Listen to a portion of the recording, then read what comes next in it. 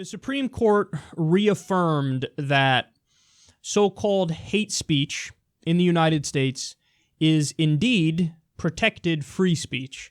So listen to this. This is NPR reporting. Members of the Asian American rock band The Slants have the right to call themselves by a disparaging name, the Supreme Court says, in a ruling that could have broad impact on how the First Amendment is applied in other trademark cases.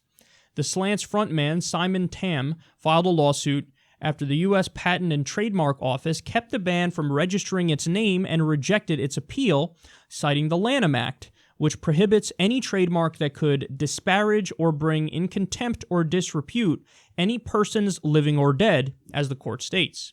After a federal court agreed with Tam and his band, the Patent and Trademark Office sued to avoid being compelled to register its name as a trademark. On Monday, the Supreme Court sided with the Slants.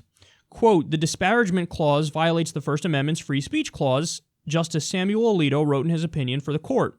Contrary to the government's contention, trademarks are private, not government speech.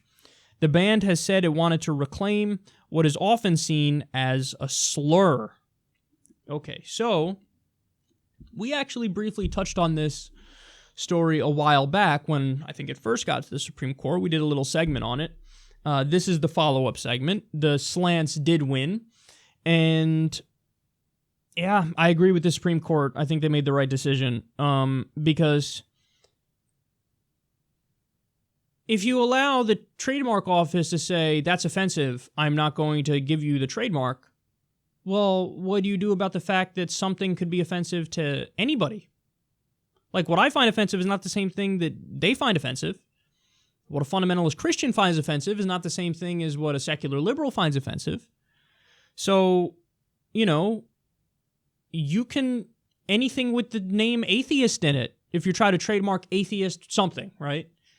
Well, they could say, that's offensive. What's offensive to who? It's offensive, to the Christian community.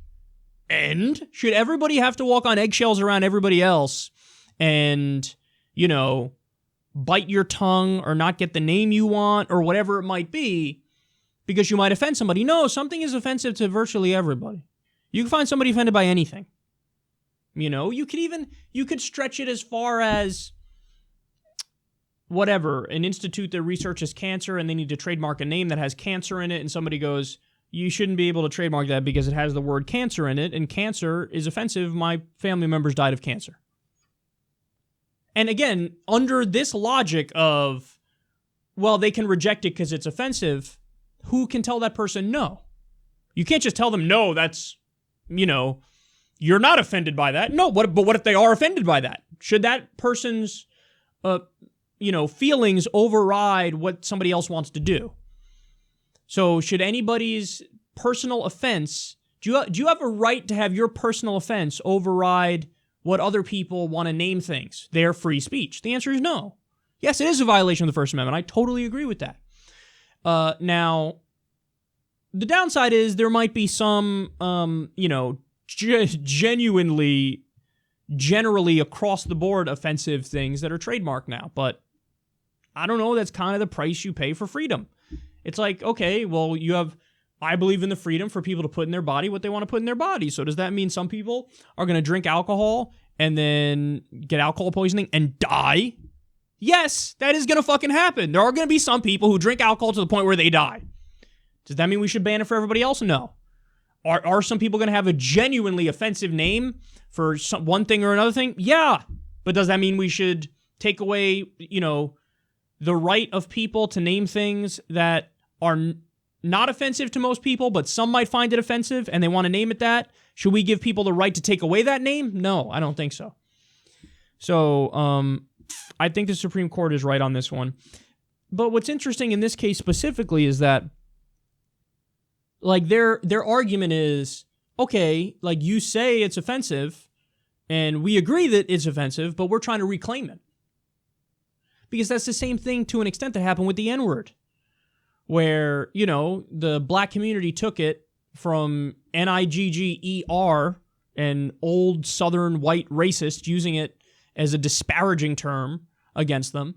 And they said, okay, here's what we're going to do. Drop the ER, put an A on it, and now we use it as a term of endearment. And it doesn't matter if you disagree with them doing that, the context is clear. When people within the black community use it to other people in the black community, and it's Nigga, the overwhelming majority of the time, it's used as a term of endearment. So they attempted to seep the word of its venom, and it largely worked. So what these guys are saying is, yeah, we're Asian American, we're going to name our band the Slants, and we're going to name it that because we're reclaiming something that could be viewed as offensive. I mean, what are you going to tell them no? But that's the thing. The Supreme Court's like, we can't bring ourselves to tell them no. But again, it's not just for this case, because this has, what you have to think about when it comes to the law and when it comes to the Constitution is precedent. So what precedent did you set? Yeah, you kind of set the precedent now that anybody can name something even genuinely offensive things. Like you can name something a genuinely offensive name and you get the trademark. But I don't care. I think that's the price of freedom, you know? I think that's the price of freedom. You don't want the government micromanaging what you can and cannot call your business or your group or your this or your that. So, fuck it. Why not say we're going to err on the side of freedom, even if sometimes people are offended by it? And let me be clear about something. You can be offended. Like, you can be offended by it. It's fine.